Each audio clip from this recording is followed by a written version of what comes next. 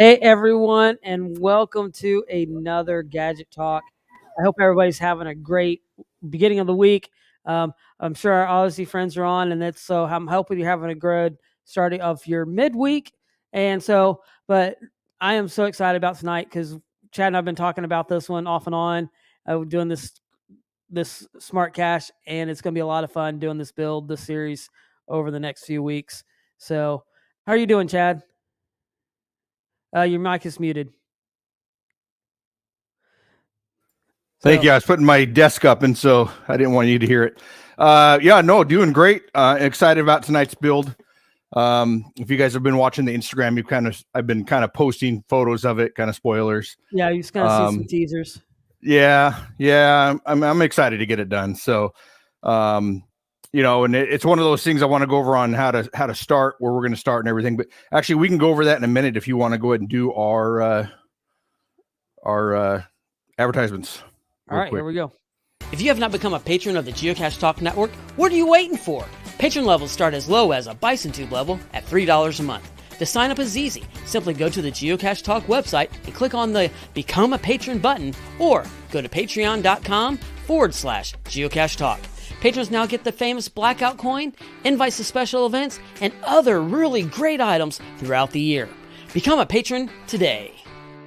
Logwork, the creators of the fantastic logbook, made with genuine Write in the Rain paper. The logbook's designed for the micro containers of the present and future, geared towards the hider who'd rather go caching than doing cache maintenance. Find them at logwork.com. That's LOGWERK.com. Have you subscribed to FTF Magazine yet? FTF Magazine is the #1 geocaching magazine available. It is a quarterly magazine that you can be part of. Submit your geocaching milestones and adventures to be published. FTF Magazine is also interactive with puzzles to solve and the hunt to find Spartacus. If you can solve the puzzle or find Spartacus, then you will be entered in to win a special path tag. Every new subscription, you will receive a special swag pack. Subscribing is easy. Just visit FTF's website, ftfgeo.com. Don't miss out and subscribe today. All right, so we got a lot of people, a lot of places coming in. Of course, Tom's checking in from Texas, and yeah, we're about to get some snow or some weather and stuff like that. Unfortunately, I think it's coming from Chad, the Tricacheus, coming. Okay, I was going to say not us, Arizona, not you, but bringing all that cold weather down. If that's the case, y'all need to go back up, and I believe Tom's going to agree with that. Y'all got to go back up there. We got, of course, Andrew Bell on the Move joining us from California. Houston Dave is on, and he says he's also looking forward to tonight. So great. The Pizza Ninja's on. So welcome. And Gary's on here, back from being up here in Memphis this last weekend as we were working on getting some of the side events ready for Cache Fest, doing some planning. Y'all don't want to miss those. And yeah. We're going to be doing an announcement show, but it's not when Gary said it's going to be, because that's Super Bowl Sunday. We're not going to compete with Super Bowl. Anyway, and then also we got on here is Just Finding Our Way from Arizona. So just welcome everybody from all over the U.S., and I'm sure our Aussie friends will be jumping on here in a few minutes. And but thank you for joining us, and a lot of people are looking forward to this cache build tonight. So where do we start, Chad? Okay, no, this is fun. This is gonna be great. So where I start typically whenever I'm building the cache is, sorry, my angle here, my camera is driving me crazy. Is drawing it up, right? So first of all, where am I going to put it? What container am I going to put it in? Basic stuff like that. I mean, if you're a cache creator, that's pretty much where you start. And right. Then, your whole concept of your design then starts after that. So the container I have that we're going to stick it in is 30 inches by 30 inches by 11 inches deep. Right. And so it's fairly good size. So what I want to do is I want to kind of fill the container up with the cache to make it, as big as we can, right? Because I think it's going to look a lot cooler if it's big. The biggest we can make it. So bigger, the better. Yes. We should make a life-size one for an event sometime. That'd be fun. Oh, that'd be fun. I know where to get part of this. So I don't want to reveal too much yet, because I don't want to spill. I don't want to pull a Gary and spill too many beans yet. Yeah, don't. Yeah, don't spill too many beans. So the way I start is I design it up. So typically I grab a tablet here and sorry, I pulled it on there. So it's a quad ruled tablet that I have here, and that's where I usually start. I don't know if you can see that, if it's bright enough. It's all right. So you can see there's squares on it, and then I always mark out 30 by 30, whatever the size of the container is, and then I can start designing it there. So each square I make 1 inch. Is the easiest way for me to do this. So that's what I used to do. Now, with having all the design programs, you can make that right online. Right. And so that makes it a lot easier. But then sometimes when I want to go back and look at it and sketch some stuff out, it's a little bit tougher. But Dave says that tablet doesn't need batteries. The tablet, yeah, no, it doesn't. No, I have a fancy screen that you can write on. It's actually not here. I haven't brought it home yet, but I think it's more work setting it up than it might be worth. But anyway, so you draw out your section, and let me see if I have here. I'm thinking about it. If you can, well, you want that picture? I'd have to share this screen.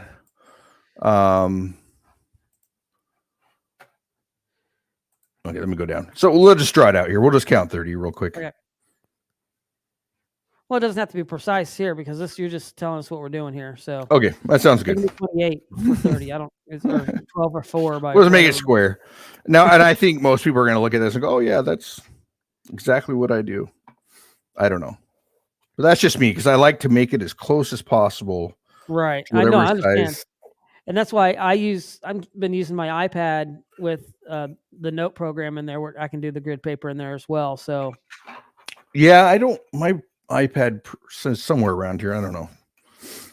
I saw what you did on your live feed. That was actually really cool. Yeah, that's how if I'm going to be sketching one out real quick, that's what I'm going to be doing real quick. Yeah. I can do a line. That's the way to do it. If you can. And drop it. So, so what I did was, so this is 30 by 30, say. And then I got to figure out how high I want. So how wide it's going to be and how tall. This one's a little bit tougher to do because there's extra parts on the side of the cache that's going to be there that is not part of the door or the mechanism part that I'm designing at first. So you kind of got to figure out all that, and then you got to figure out size on it. And honestly, I don't remember here exactly what size I made the door. But the way I pretty much did it, and we're just going to kind of mess around on here. You keep saying door, but does anybody know what we're actually doing yet? Well, we mentioned it, right? I think so, but let's see if anybody was paying attention. So put in the chat what Chad is drawing. See if you remembered if we mentioned it or not. See what he's drawing, and so we're playing Pictionary, Gadget Talk Pictionary at this point. Yeah. And I'm trying to remember the exact size that I made the door. Now that I'm thinking about it. So okay. So like I said, put it in the chat. Let us know what if you know what Chad's drawing at all. Gary, you can't say. Sorry. So Dave wants to know can I sign his logbook for FTF? Just Find Our Way says that doesn't look like at all like the pictures he posted. Not yet. I actually am looking back at the room because I'm like, what did I do when I made it? So it's actually 14 across. So this is going to be way off. So okay. So Tom says it's the door to a portal to the 8th dimension. Yeah. So pretty much this is kind of how I did it. It goes across, V's down and over. And then you'll just have your inside frame. We're just going to do this real quick. It's not even close to being accurate. That looks terrible. I'm embarrassed about this. It's a sketch. That's what it is. It's a So anyways, this is how I start my design process, figure everything out. And unfortunately, I didn't do it on this because of CAD programs now that you have. And let me just see. I'll just share my screen real quick. Okay, so Chronically Tired Mom is saying, is it Boo's store? And Gary's saying, Buckaroo Bonsai. Wow, that's a throwback. Yeah, jeez. So let me... Houston Dave says it's a gadget cache that holds Tom's beer. So, but yeah, I'm gonna go ahead and drop your build cam there for a second. Yeah, go ahead. So, I got to go back over here to this. So here's my sketches, my designs. Pull that stuff out. Now we can go back in. Now, what program are you using here? Is this part of what? This is program? The program that came with my CNC machine. Okay. So it's nothing special. It's a standard program that comes with them. But yeah, anyways. So would we be it's called Carbide Crate. So would we be able to get this program to do this as well? Or do we have to have a CNC machine to do this? I believe it's a free download. Okay. You can use several, and it has several different machines on it. So there's a lot of the programs, like for 3D printers, resin printers, they actually have all the different machines on there that you can actually select. So when I designed this is 30 by 30. I think here, let me go back and double check here. So I have 1 inch spacing. I have the grid to show, so you can get rid of the grid if you don't want to see it. And then I have it at 30 by 30. So when I did that, then I started to design my door. So try to figure out the scale that it came from. So this is the exact frame itself here that I designed first.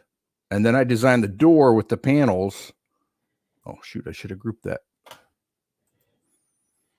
That's all right. I did the same thing when I was doing mine. Grab something and to get everything into it. Yeah, and every program is so funny. I use so many different programs that have different settings, so I got to remember it. Yeah, they have their own little quirks with them too. Yeah, so you know what I'm going to do is, so this is how I design it. So here's the door frame, here's the panels. Now, normally the panels I did are a little bit different. We'll kind of go over that as well. And then on here, these are the 2 sides that go on each side of it. So I kind of designed it as all individual pieces. Right. We can ungroup this real quick, and then I'll just regroup them individually when you put it together. So this piece goes here, and I'm just looking at a photo. I got to grab the corner of it. Right. And just kind of making it up. So it's not 100% accurate. It's probably pretty close. Did I share with you the photo I was going off of? I probably didn't. Well, no, you didn't. But Chronically Tired's mom is saying, so if it is Boo's store, you need to paint it white with pink flowers. Yeah. You've seen the photo I was going off of. Oh, my iPad's right there. I can show it. So let me ungroup these. So I just love how, as we're doing this, we're seeing how different we can build different things. Now, all this is going to be cut out on the CNC machine. Am I correct? Or is this just the sketches of this? Okay. Yeah, this will all be cut out on the CNC. So I love this because it just makes it such a great way to really be able to do these nice clean cuts. I mean, can you do it without a CNC machine? Yeah, absolutely. And I was actually going to do some and show people how to do it without this CNC. And maybe we'll go over that here at some point. So this is pretty much where I started. A lot more time, because with a CNC machine, you can just use this is the part that's going to take the longest, and then you throw it out, put it on there, and then you start cutting, and you can go to dinner and go do a movie, and it's working for you. I guess, but the machine will keep. Well, I guess maybe your machine shuts off when you're done. Otherwise, the router is just going to sit there and spin. Yeah. But they can shut off. You can get different ones. Mine isn't that fancy. So this is how my design ended up turning out. So I ended up designing everything. So when I did this design here, my whole thought was I'm just going to go off of these 1 inch squares. So I'm going to go up here and just draw what I want. So we'll just see. We went by this here, and I believe that was 14 tall, but we're just going to make it up as we go here. So here's my straight line. We went out. I switched it to 1/2 inch on this. So here, let's just do this.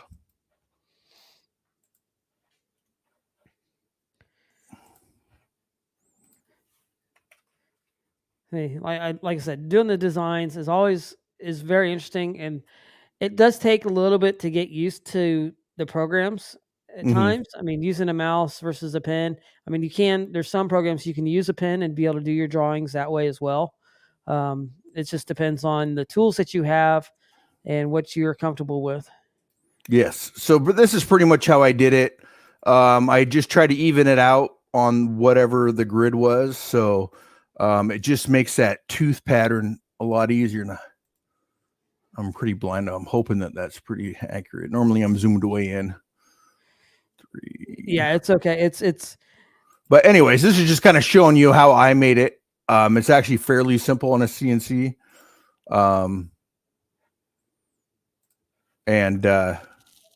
So anyways, I need to adjust this one, but that's how you would do it. And then you would create a tool path for it, which would then design how deep it goes.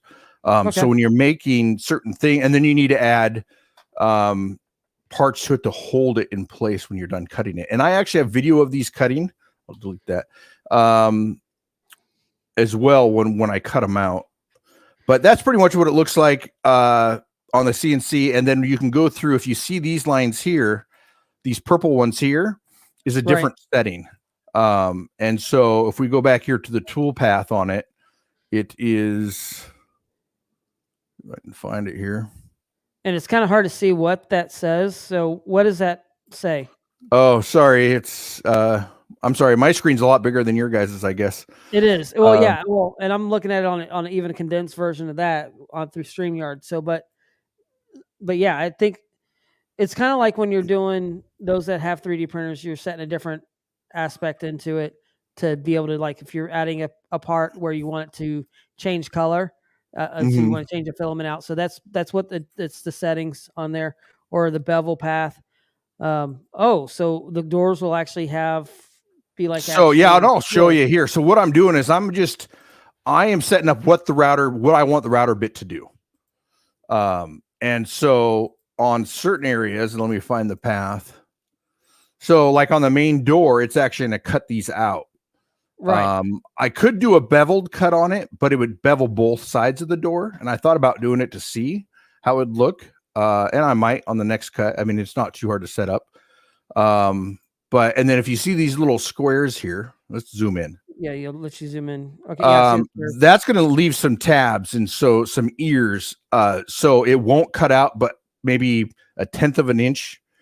It will leave of wood, and that way your part here, your piece of wood, when you're done cutting it, doesn't go anywhere, right? And the router hit it and wreck it. So it's going to stay in place, and then all you got to do is use a little saw or sandpaper and knock those off, and it's all set. It's good to go. So anyways, we can go over. I'll show you the real thing here. It's a lot easier, but that's how I designed it rather than the paper. The paper is kind of nice, and that's where I always start. And typically, and I actually do use paper still sometimes, because a lot of times I think about my designs first thing in the morning, going to work. I always keep one of these tabs with me, because then I'm like, okay, well, I'm thinking about it. I got to start designing it, drawing it up, everything like that. Right. So, right. I think we all kind of do that. A lot of us gadget builders. I need to do that probably more. I just end up thinking about it, and I'll obsess of it over until I even put it down. And sometimes I don't even draw it out. I just get into the shop and I do it. So, but yeah, and I love just getting in and being like, okay, this is what I want, and just start making it, right? And then change stuff. But unfortunately, with some of the tools you have to tell it what to do and figure this out. So right, that aspect. So Rumbacache is saying, I have a makerspace 3 miles from me. Time to learn some new tricks. Makerspaces are amazing. There's one actually just right up the street here. I haven't been to it. But they have all the tools and then some, right? Way more than what I have. They have the plasma cutters for metal, and they can teach you how to weld, and they, some of them have classes so you can learn how to do different things. So those are great places. And usually they're like laser cutters are way bigger, they're industrial size. They have people there usually to help you if you want. So yeah, there's one not too far from me. I just don't, I spend so much time in my shop. I don't need to go over there, do some other stuff. I mean, if I did, I'd be running over there just to do like using the glow forge or using their laser cutter just real quick. And yeah, I don't know. It would be too dangerous for me because then I would end up wanting to get my own because I'd get tired of driving back and forth. Yeah. So even the design here on this, you can download these. I think this is free. And you don't have to buy it. There's also paid versions of it too that already have designs in them. Which this has, the one I have has. But anyway, you can do 1-inch pieces and then you could actually print it out. You could actually take it to Kinko's if you wanted a full size for a template. You can go to Kinko's and they will actually print it out in full size. Whatever you want to do on this. I mean, I could cut these in quarter-inch wood and use it as a template for a router. Right. Yeah, no, that'd be that's the other way. Not Rumbacats. Andrew Bell on the Move is saying, I'd use a jigsaw.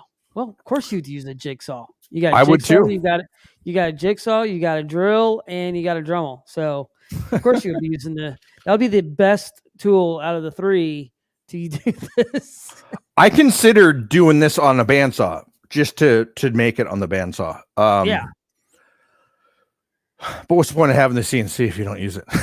No, I know. Just because not everybody has it, right? So it's nice to show people you can do it without it. I would use the bandsaw. That's what I have for something that big. I would use my bandsaw or I'd use my jigsaw. So yeah, I'd be right there with you, Andrew, on that part of it. The big cuts would be on the table saw, then come back with the other stuff. But it'd get cut. It'd get cut somehow.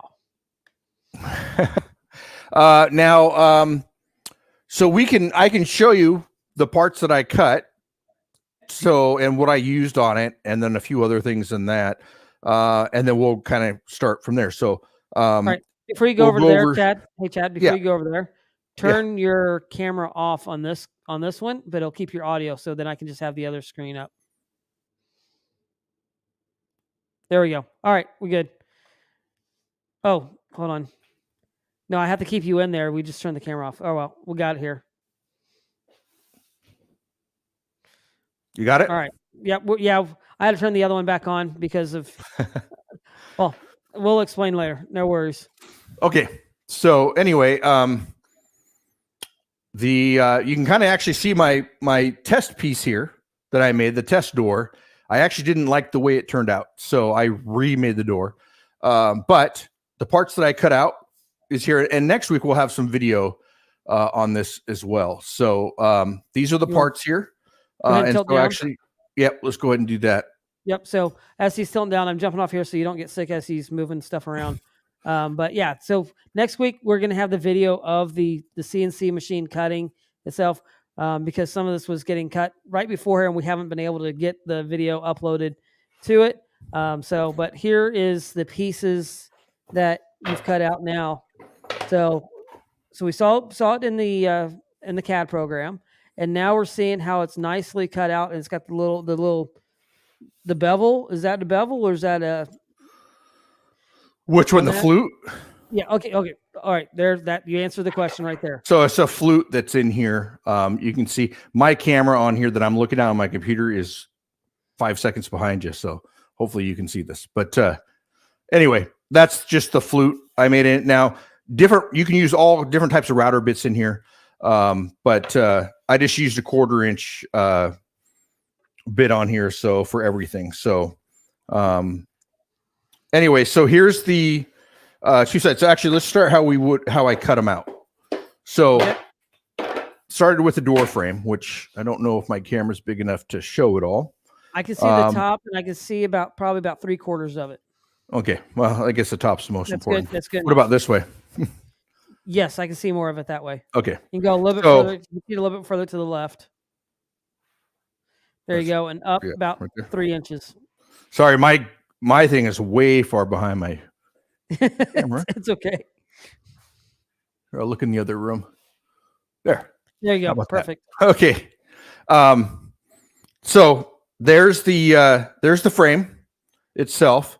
And then we cut the sides on here, which is going to be tough to see. Maybe I'll just go back with it real quick. And yep, it looks good. Okay, there we go. Here's the sides of it. And then what I don't have. What are you using? So on here, I'm using, this is just test stuff. So I'm just using MDF. Okay.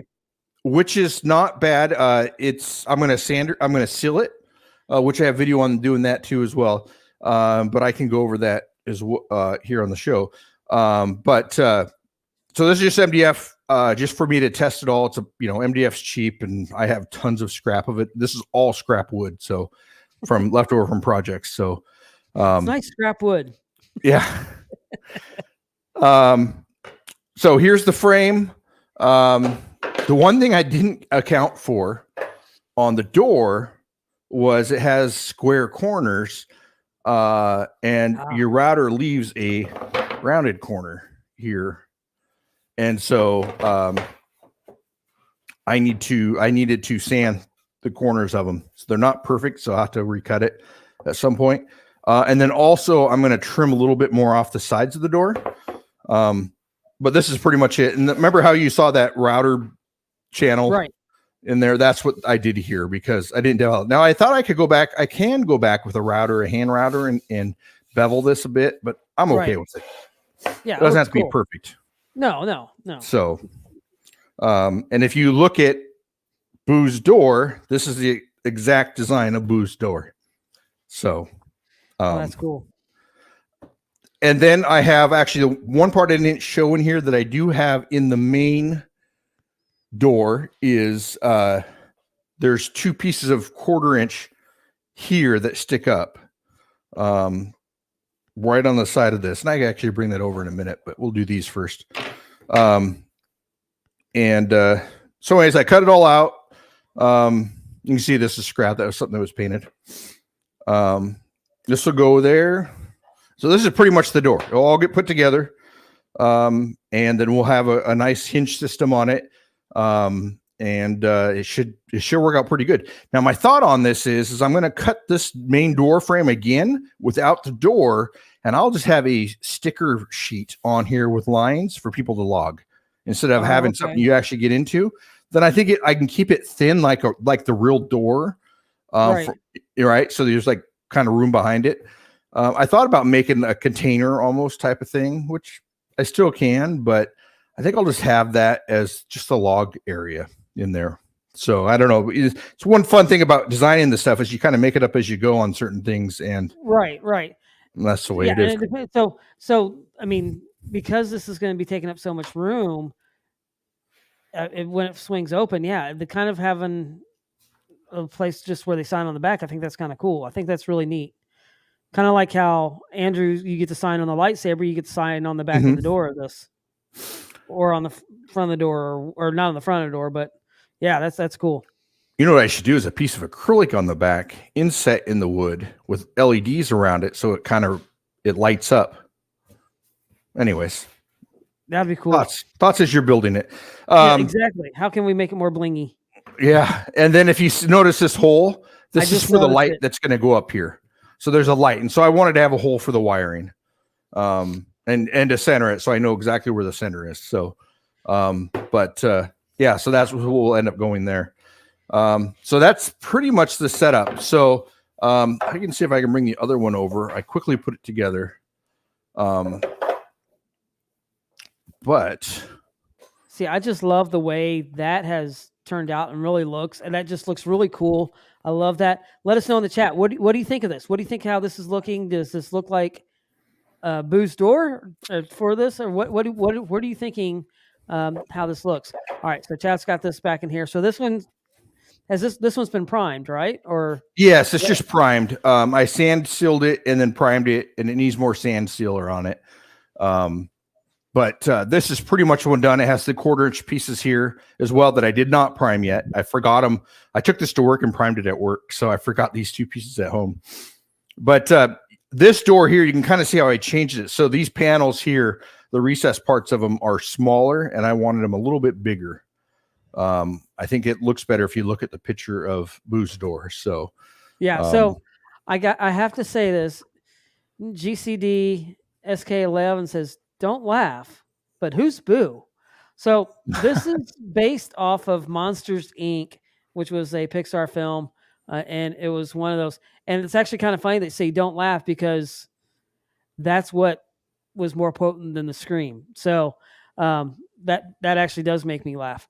So and then Ozfox is asking, and we may get to this. I know we'll get to this in a little bit, so you don't have to say it now, Chad. But he's wondering, where does the scream canister go? So, and he also says the door looks fantastic. And Andrew says this door looks really great. Looks great too. So, well, thank you, everybody. I appreciate it. I'm having a blast building it. So, and just coming up with the design. So all I did was Googled a picture of Boo's door and pretty much or of Scream, Monsters Inc. door. And I'm just copying it. and sorry anyway, for the spoiler. Sorry, I shouldn't have said the laugh thing. So, Dave Wagner's getting on me. Spoiler. Sorry, I should have said that beforehand. Yeah, no worries. It's fine. So, if people have been watching us, if you watch us every episode, I think you'd know where we're going on this. We've only been talking about it for a while. So, anyways, this is pretty much where I'm at right now. So this will sit in the container that it's going to go into. And then I have the Scream canister. Now, I did it at a 75%. Right. But I think I'm going to have to go smaller. It's going to be close, actually. I think I'm going to go with 65 when it's 65 and see how it ends up looking. Right. But they're fairly good size next to the door. The canisters are. So that looks really that looks really cool. And you can't get it too much smaller because of the electronics that are going to be going into it too. So, well, the electronics, so I think would be better smaller, because it depends on how I decide to use the what I decide to use for LEDs. So this is pretty much, let me go to the next room back over here. Okay. All right. So I can actually see live what I'm doing. So I'm going to remove this one. I'm going to add the other stream. Yeah, sounds good. There we go. Okay. So talking to Dave on this, these LEDs here that are on this strip are pretty cool looking. And so they're actually quite a bit smaller. So depending on what I want to use. I like that LED strip. I'm going to have to it works pretty good.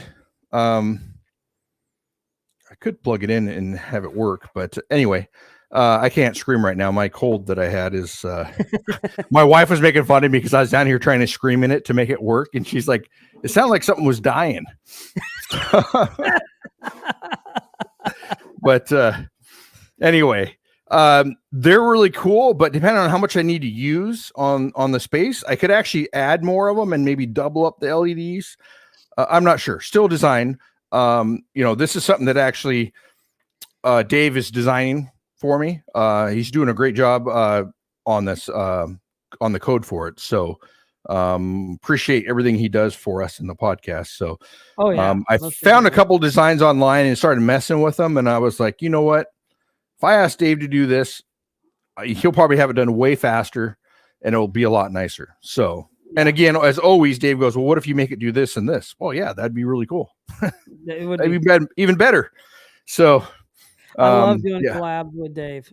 He's a great resource and does a really good job on them. So anyway, and these are not very expensive. I ended up getting 50 of them for I think it was like $15. So was that on Amazon?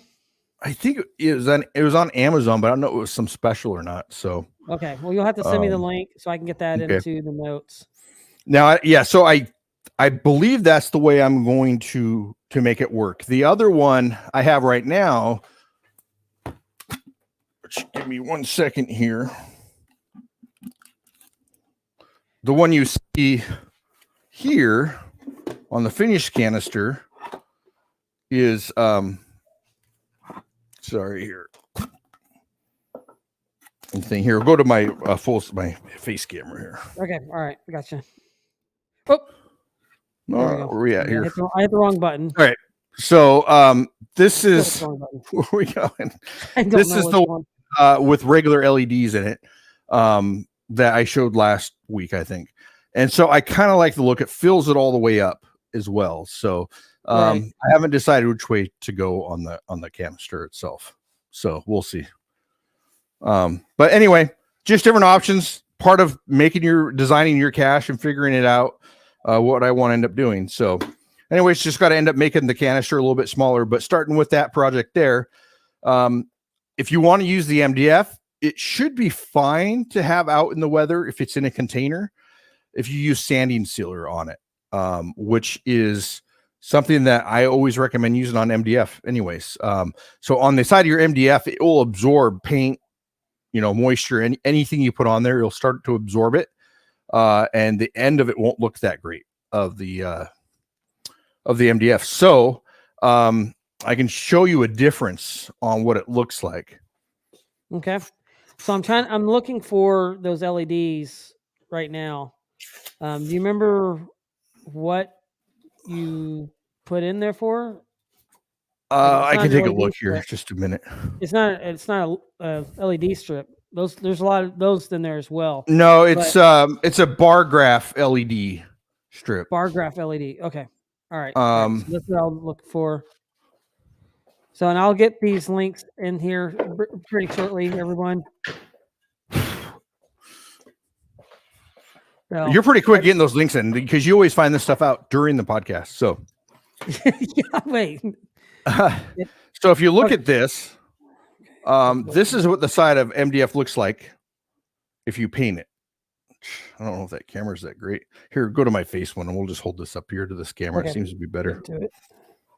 Sorry about that. So that's what it looks like. It absorbs all the paint. So I primed it. Did not use sanding sealer. It absorbs all the paint on there. If you use sanding sealer, this is MDF as well. It gives it you can use gloss on it and it will look finished. So you spread sanding sealer on it, you sand it. I do probably 3 coats of sanding sealer, sand in between coats.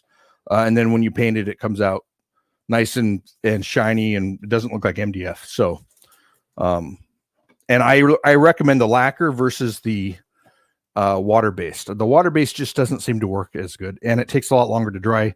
The lacquer-based stuff dries within an hour easy.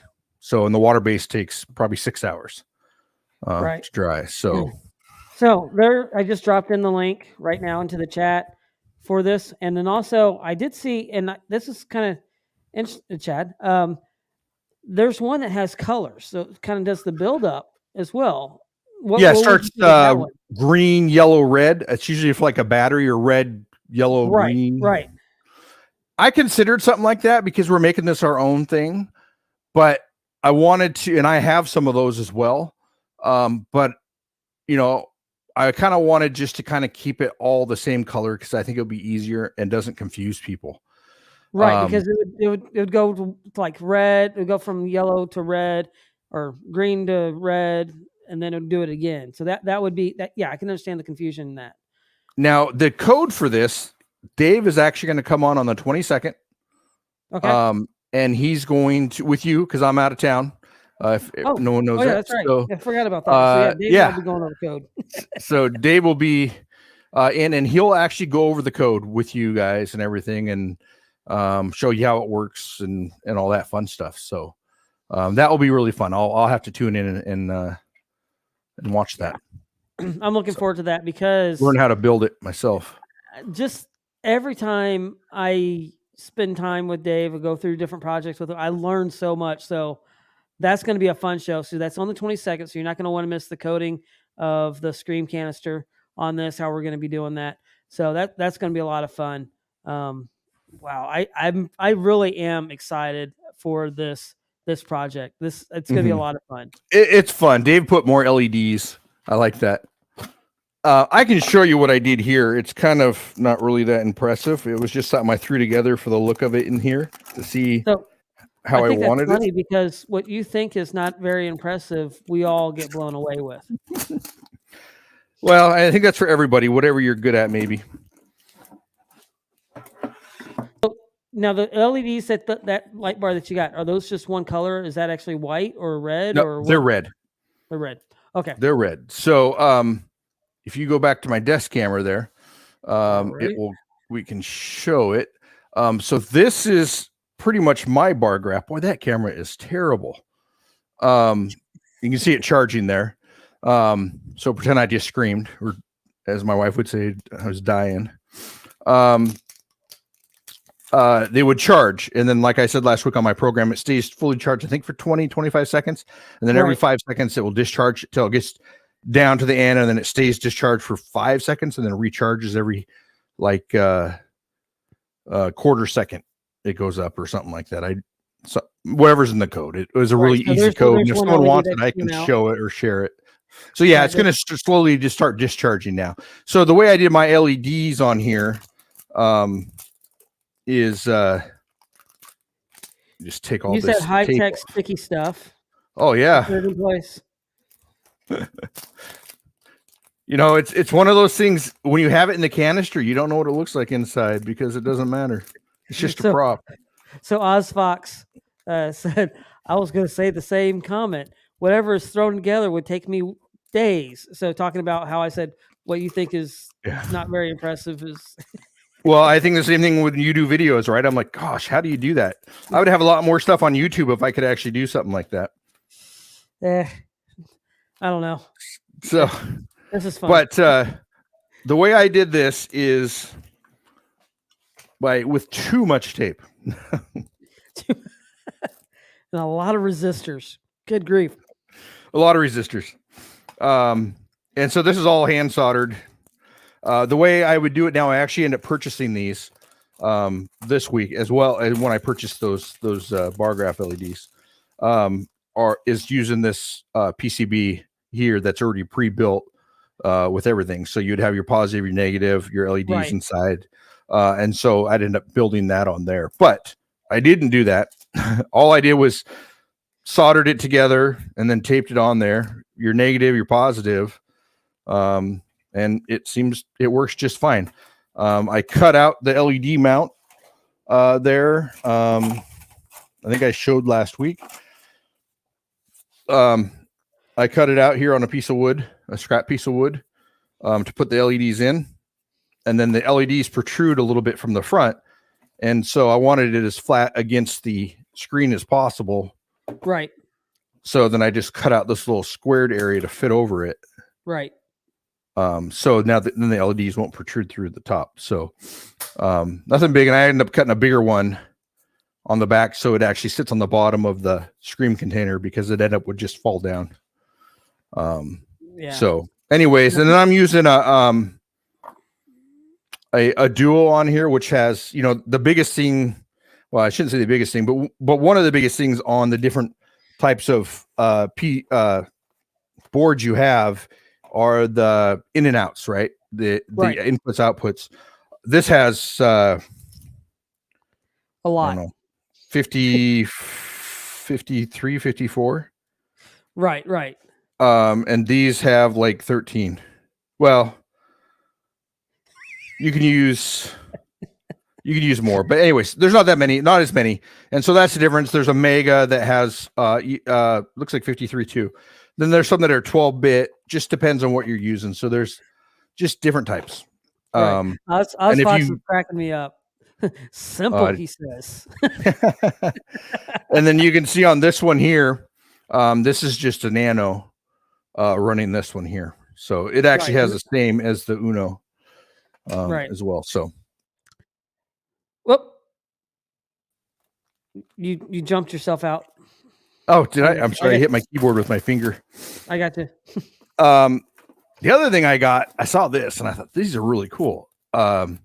I'm thinking I can take these because it's a lot smaller and they were way cheaper than these ones. Right. And I could actually probably cut it and use this. So we'll see. There's 2 of them in here. And so I'm thinking I can use this instead of one of these, but The lines across. Hit your keyboard again. Okay, let me put my keyboard over here. Yes, please do. I'm just making sure you're on top of what's going on. Well, it's like I'm checking to see if anything's dropping out, and it's like, well, yeah, Chad just completely dropped out. Yeah, I'm done. So, anyways, in the back of these are connected, right? So you can put your LED through here, which we can grab one. Now, the only difference between the smaller one and the bigger one is that the bigger one doesn't have the positive, negative runs down the side, correct? Correct. So you'd have to solder in a wire going up and down that. It's a lot more work, and so if time is money, it's probably not cheaper to do, but right. I'm cheap. So, so anyways, these are colored LEDs. Clear ones are probably a little bit brighter, but I've had these forever. I don't use these very often. So I thought, well, let me go ahead and use them. So, actually I bought these and they said colored when I bought them on Amazon, and they came, or they said clear and they came colored. So I returned them and they said, don't worry about returning it. We'll send you the right ones. So that was kind of nice. So anyways, you just have to stick your LED in here, secure it wherever you want, probably a little bit nicer than what I just did. And then solder it here, and then you can put your resistor on one side over to your negative. So it will be a lot easier versus the other board. You'd have to actually run another wire the whole length to get your negative and your positive connect. Well, your positive would be individual runs. So yeah. So these are kind of nice, and I don't think these were that expensive. I have these that are specially made. I have lots of these for other boards too. So if you're looking at doing Arduino projects, we could probably do a whole show on stuff like this. We could do a whole month on Arduino projects. So, but I don't think Dave would want to be on for a whole month. Oh, you could be on. Sorry, so Chad's looking for his parts. My drawer is stuck, of course. So let us know what are you thinking of, and also don't forget, if you are working on a project from like a screen canister or any of those kind of things, please tag us. We would love to see pictures or emails. So tag us on Instagram at Gadget Talk Podcast. Let us know. Just send it to us. We'd love to see the pictures of it. We love following that. I saw some really great stuff, and kind of do a follow up. Last week, Andrew was on Bell on the Move showing us his really elegant lightsaber, and it got published. And I don't know, Chad, have you seen some of these pictures? It has been so much fun. I've been following them, going through. Yeah, I saw the email. I honestly haven't had a chance to follow it yet, but I'm looking forward to it. People going I need to get on there. Dressed as Jedi, holding the lightsaber, taking pictures with it, with the cache. It is awesome. I mean, it is just so much fun seeing all the different poses, and everybody's really excited. The favorite points are like shooting up really fast. It's so much fun. I think it's almost every day there's been at least a find on it. I mean, I've put it on a watch list, so it's really fun. So also don't forget, if you tag us on Instagram, that's great. But if you have a build that you're working on that you want to share with us, you can email it to us at gadgettalkpodcast@gmail.com. I'd love to see those. Chad and I we see those and we talk about them off air and different things. And so, yeah, absolutely love seeing that. Gives us some great ideas, and we just appreciate that we're getting to inspire you to building these caches. So that's really great. And I got to jump back over to comments now. Let's see, because I'm seeing something coming in. And if you build one, let us know, because we would love to have you on and show it. The podcast. Yeah. I'd love to see how you did yours. Everything. I mean, it's cool. I mean, that's for me, that's way better for me. More, how do you say it? It's not really funner. I guess it's not a real way to say it, but anyway. Yeah, so as we're seeing all these different PCBs out on, I'm getting too many out. Better stop. It's just about like my desk sometimes when I'm working on stuff. It looks natural. It looks natural. Yeah. So there are different PCBs. And they're made for so this is made for a Nano. And if you see it, it actually has all the writing on it for the Nano. on what goes where. So you can actually solder the nano on there and actually solder into where it's going to go. There's a ground on this side, VCC, which is power over here. So you have lots of power, lots of ground on here. It looks like ground and VCC there as well. So just lots of different things you could do. This is an Evil Mad Scientist one. There's all different brands. This is another one here with lots of grounds. This is just a generic one. It looks like. Oh no, this is made for a nano. You can get ones here like this that actually mount to the top of your dual or your mega as well. So it actually just plugs in. That has something in it, but it would plug into the top of it, and then you can solder. Okay. What I like to do on these ones I use a lot. So this is just a generic one. You have your negative and your positive on the outside, and then these are all just connected in the inside here. Right. That's similar to what I have. 90% of the time, this is what I use. And then I'll end up putting them on these here, so you can actually change the board out if you want to. So I solder these in separately. So if something happens to the board, you don't have to sit there and unsolder it. You just pull it out and pop it back in. Right. And I can't remember the name of that off the top of my head. Dave will let us know here in a minute. Dave will probably be quicker at it. Trying to look on the box here. Clarks. I don't know what they're called. Looks like GLARKS. That might be the manufacturer. Anyways, so they come in packages like this. You cut them up. Right. Yeah, and I have a whole bunch of those as well on some of the stuff. I have. Yeah. Yeah. So there's all kinds of this stuff.